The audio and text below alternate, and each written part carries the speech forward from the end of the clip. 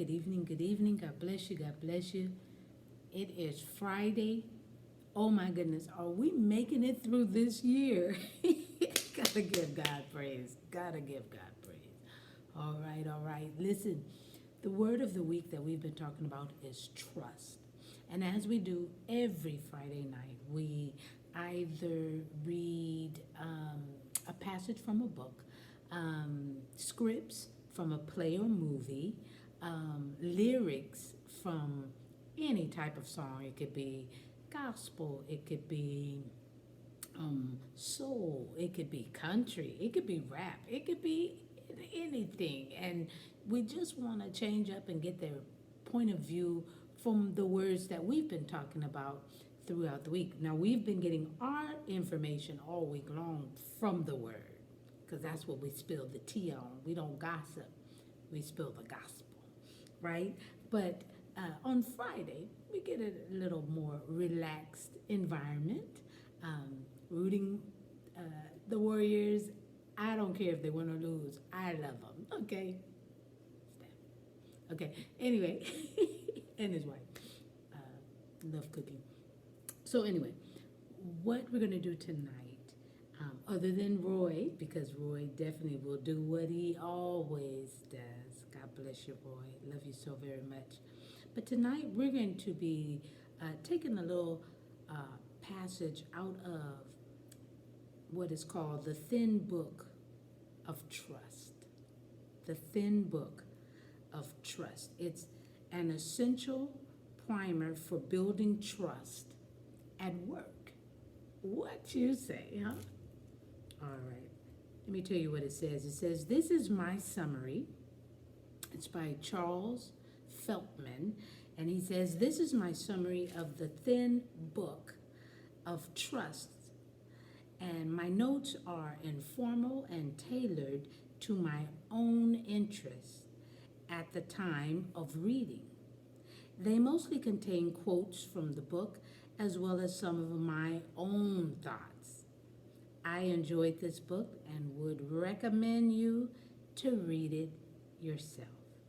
That's from him. So listen what it starts off. It says, the definition of trust.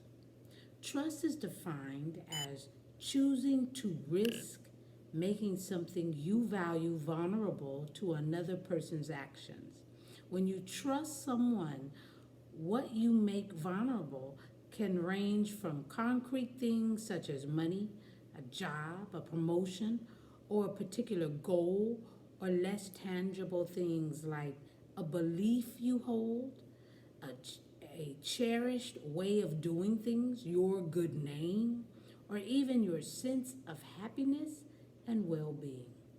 Whatever you choose to make vulnerable to the other's actions, you do so because you believe that their actions will support it or, at the very least, will not harm it. Behaviors that are indicative of trust: cooperating, collaborating, engaging in conversation, dialogue, and debate of ideals, listening, communicating freely, supporting others, sharing information, offering ideals, expecting the best, willingness to examine own actions. Distrust is essentially the opposite of trust in that it is a choice not to make yourself vulnerable to another person's actions. It is a general assessment that what is important to me is not safe with this person in this situation or any situation. What you believe is not safe with the person can be anything important to you, including the work you or your team are doing. Remember, this is under work. A deadline you need to meet, your reputation or status, your health or happiness. Whatever it is, distrust reflects your fear that person will mishandle, damage, lose, destroy, steal, or use it for their gain. When we distrust another person, we look for ways to protect what we value.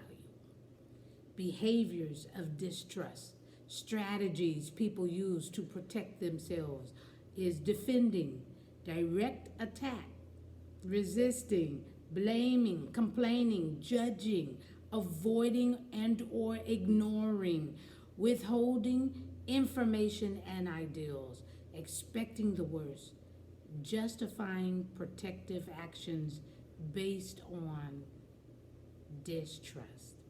And listen, the 4 distinctions of trust. Oh my goodness. The choice to trust consists of 4 distinct assessments about how someone is likely to act.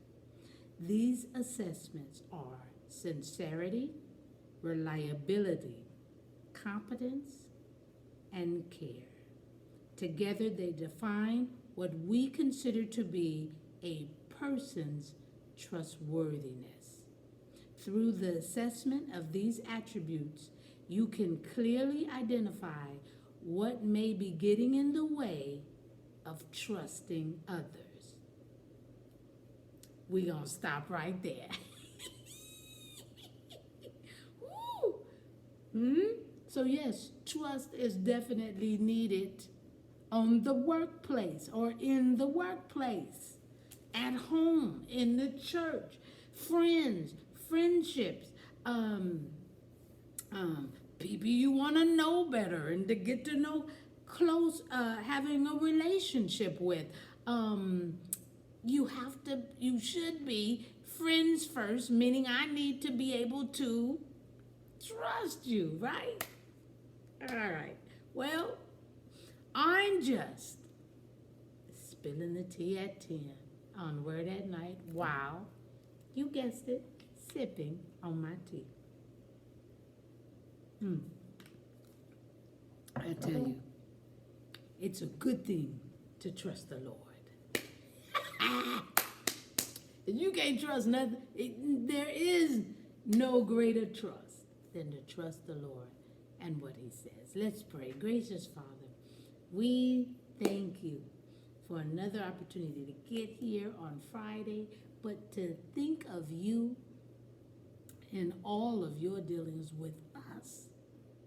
You deal with us. You love us. You protect us. You care for us. All we have to do is trust in your word.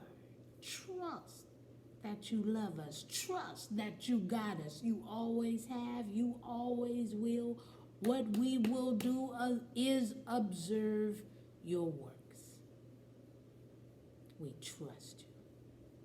And we will obey. Because of the trust, the bond, the blood that was shed for us, that bond, that commitment of love that you have for us, we will trust. We thank you. We love you and appreciate you. And we pray that my brother, my sister that has not accepted you as Lord and Savior of their life, this is the night. This is the night that they do. This is what we're praying for in Jesus' name. Amen and thank you, Jesus. Listen, you can always contact, write in the comments. If you want to accept Jesus Christ as your personal Lord and Savior, it's just go to Romans 10 and 9. It definitely explains it, okay? Confess with your mouth that he is Lord. Jesus is Lord. Confess with your mouth and believe in your heart that God raised him from the dead. And he lives today. That's it. That's it. That's all. That's all you got to do. All right, y'all. I love you. Have a great weekend. I hope to see you right here on Sunday morning. We start at 9 o'clock and we're out at 10. So you can enjoy your day and other services. We love you so much. Have a great weekend. Hope to see you on Sunday.